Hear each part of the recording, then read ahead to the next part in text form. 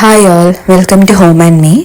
അപ്പോൾ ഈ വീഡിയോയിൽ നമ്മൾ ലാജോ ജോസിൻ്റെ ക്രൈം ത്രില്ലർ ജോണറിൽ പെട്ട ഹൈഡ്രേഞ്ചിയ എന്ന് പറയുന്ന ഒരു നോവലിൻ്റെ റിവ്യൂ ആണ് ചെയ്യുന്നത്. അപ്പോൾ ഈ ഹൈഡ്രേഞ്ചിയ എന്ന് പറയുന്ന നോവല് ഞാൻ DC ബുക്സിൽ നിന്നാണ് പർച്ചേസ് ചെയ്തിട്ടുണ്ടായിരുന്നത്. അപ്പോൾ DC ബുക്സിൽ നിന്ന് ഞാനിത് പർച്ചേസ് ചെയ്യുന്ന സമയത്ത് അവിടുത്തെ ചേട്ടൻ എന്നോട് ഹൈഡ്രേഞ്ചിയയും പിന്നെ കോഫി ഹൗസ് എന്ന് പറയുന്ന ഒരു ബുക്കും, ലാജോ ജോസിന് തന്നെയാണ് കോഫി ഹൗസ്, അപ്പം അതും കൂടെ പർച്ചേസ് ചെയ്യാൻ പറഞ്ഞിട്ടുണ്ടായിരുന്നു. അപ്പം ഞാൻ ചോദിച്ചപ്പോൾ പുള്ളി പറഞ്ഞത് കോഫി ഹൗസിന്റെ കണ്ടിന്യൂവേഷൻ ആണ് ഹൈഡ്രേഞ്ചിയ. അപ്പം കോഫി ഹൗസ് വായിച്ചിട്ട് ഹൈഡ്രേഞ്ചിയ വായിക്കുവാണെന്നുണ്ടെങ്കിൽ അതായിരിക്കും കുറച്ചും കൂടെ നല്ലത് എന്ന് പറഞ്ഞായിരുന്നു. അങ്ങനെ ഞാൻ കോഫി ഹൗസും ഹൈഡ്രേഞ്ചിയയും രണ്ടും വാങ്ങിച്ചിട്ടുണ്ടായിരുന്നു അവിടുന്ന്. ഇപ്പൊ രണ്ടും ആക്ച്വലി ഈ ക്രൈം ത്രില്ലർ ജോണറിൽ പെട്ട നോവൽസ് തന്നെയാണ്. അപ്പോൾ കോഫി ഹൗസിലെ ഒരു മെയിൻ ക്യാരക്ടേഴ്സ് ആണ് എസ്തർ, അപർണ ആൻഡ് ക്രിസ്. അപ്പം ഇവർ മൂന്നുപേരും തന്നെയാണ് ഹൈഡ്രേഞ്ചിയയിലും മെയിൻ ക്യാരക്ടേഴ്സ് ആയിട്ട് വരുന്നത്.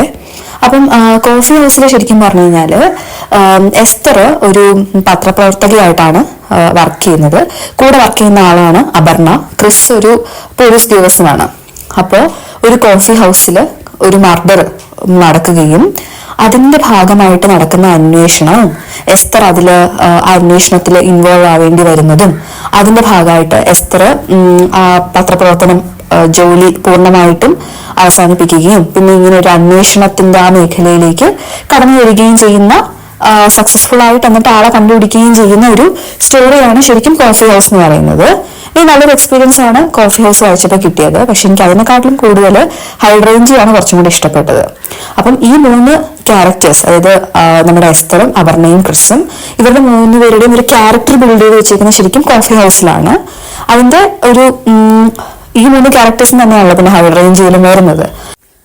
അങ്ങനെയാണെങ്കിൽ തന്നെയും നമ്മൾക്ക് കോഫി ഹൗസ് വായിക്കണം എന്നൊരു നിർബന്ധമില്ല കേട്ടോ. എനിക്ക് ഹൈഡ്രേഞ്ചിയ വായിച്ചപ്പോൾ ഫീൽ ചെയ്തത് കോഫി ഹൗസ് വായിച്ചിട്ടേ ഹൈഡ്രേഞ്ചിയ വായിക്കാവൂ എനിക്ക് അങ്ങനെ തോന്നിയില്ല. ബിക്കോസ് ഹൈഡ്രേഞ്ചിയ വായിക്കുമ്പോൾ തന്നെ നമുക്കൊരു ഗ്രിപ്പ് കിട്ടും. യൂഷ്വലി തന്നെ ഇവർ ആരൊക്കെയാണ് എന്തൊക്കെയാണെന്ന് നമുക്ക് മനസ്സിലാവും ഹൈഡ്രേഞ്ചിയ വായിച്ചു തുടങ്ങുമ്പോൾ തന്നെ. അപ്പോൾ നേരത്തെ പറഞ്ഞ പോലെ ഹൈഡ്രേഞ്ചിയ സ്റ്റാർട്ട് ചെയ്യുന്നത് എങ്ങനെയാന്ന് വെച്ച് കഴിഞ്ഞാൽ എസ്തർ വഴി സ്റ്റോറി പറഞ്ഞ് തുടങ്ങുന്ന രീതിയിലാണ് ഹൈഡ്രേഞ്ചിയ നോവലിന്റെ തുടക്കം വരുന്നത്. അപ്പൊ എസ്തർ കോഫി ഹൗസ് കൊലപാതകം അന്വേഷിക്കുകയും അത് സക്സസ്ഫുൾ ആവുകയും അതിന്റെ ബേസിസിൽ എസ്തർ ഒരു നോവല് പ്രസിദ്ധീകരിക്കുകയും അതിന്റെ സക്സസ് മീറ്റപ്പും അങ്ങനെയൊക്കെ പറഞ്ഞിട്ടാണ് നമ്മുടെ ഈ ഹൈഡ്രേഞ്ചിയ എന്ന് പറയുന്ന നോവല് സ്റ്റാർട്ട് ചെയ്യുന്നത്. അപ്പം ഹൈഡ്രേഞ്ചിയയില് ശരിക്കും ഒരു സീരിയൽ കില്ലിംഗ് ആണ് നടക്കുന്നത്. കുറെ സ്ത്രീകള് ഒരു വല്ലാത്തൊരു സിറ്റുവേഷനിൽ കൊല ചെയ്യപ്പെട്ട രീതിയിൽ കാണപ്പെടുന്നു. ഓക്കെ, അപ്പം കൊല ചെയ്യുന്നതിന് മുൻപ് ഈ കൊലയാളി ഇവരുടെ വീഡിയോസ്, അതായത് ഇവരറിയാതെ പകർത്തിയ ഇവരുടെ വീഡിയോസ് ഒരു പോലീസ് മേധാവിക്ക് അയച്ചു കൊടുക്കുന്നു. അവരെ ചലഞ്ച് ചെയ്യുന്ന രീതിയിൽ അയച്ചു കൊടുത്തിട്ട് അത് കൊല ചെയ്യുന്നു. അങ്ങനത്തെ ഒരു ത്രെഡിലാണ് ഹൈഡ്രേഞ്ചിയ പോകുന്നത്. ശരിക്കും പല ഭാഗങ്ങളിലും നമുക്ക് നല്ലോണം പേടിയാവും. ബിക്കോസ് ആ കൊലയാളി കൊല ചെയ്യാൻ എടുക്കുന്ന രീതി.